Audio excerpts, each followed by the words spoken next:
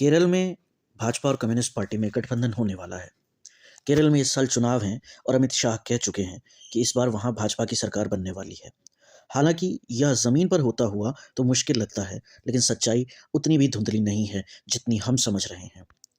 केरल में बीते लोकसभा चुनावों में भाजपा वोट प्रतिशत के मामले में तीसरे नंबर की पार्टी थी।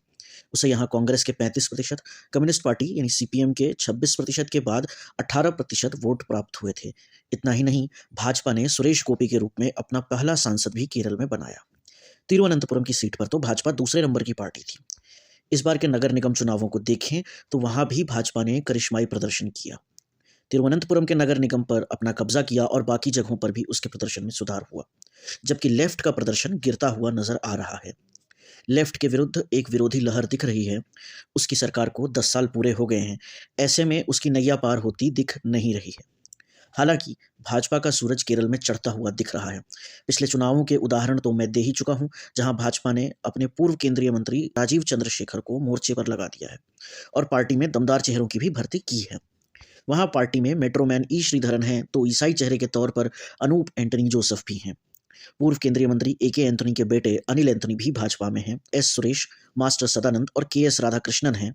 वहां केरल के प्रसिद्ध नाम सुरेश गोपी भी भाजपा के सदस्य हैं। यानी जनता तक पहुंचने वाले बड़े नाम केरल भाजपा की टीम में हैं। इतना ही नहीं, इस बार हुए निगम चुनावों में भाजपा ने 1296 ईसाई प्रत्याशी चुनाव में उतारे थे।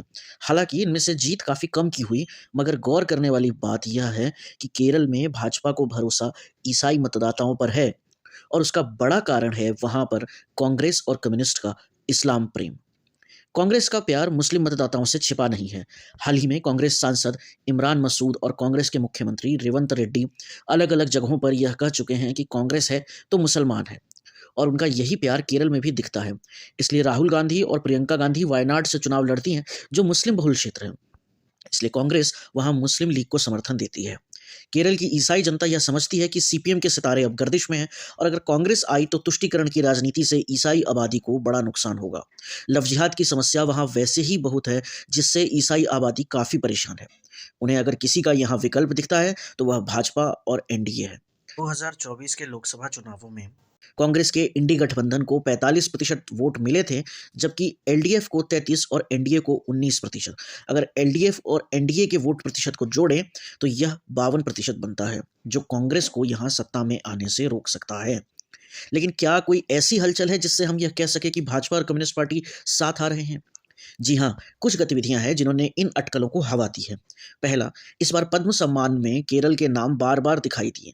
उसमें से भी प्रमुख नाम है वीएस अच्युतनंदन का, जिनका पिछले ही वर्ष निधन हुआ और भाजपा की केंद्र सरकार ने उन्हें मरणोपरांत पद्म विभूषण से सम्मानित किया है।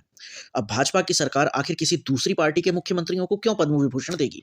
उसका उत्तर छिपा है इस बात में कि जब कर्पूरी ठाकुर को भारत रत्न दिया गया तो नीतीश कुमार इंडी गठबंधन से टूटकर एनडीए में आ गए।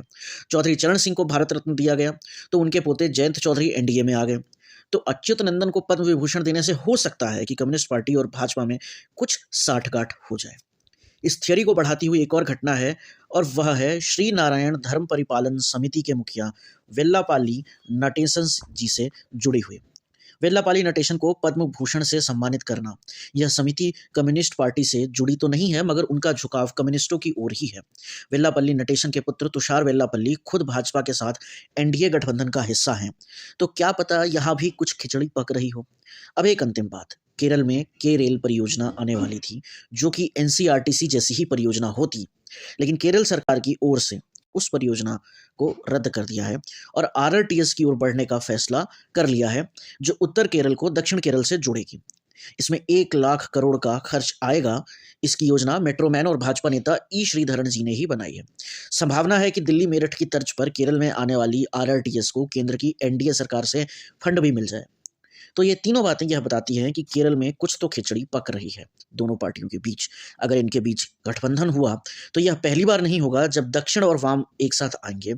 इससे पहले वीपी सिंह की सरकार को समर्थन देने के लिए दक्षिण और वाम एक साथ आ चुके हैं।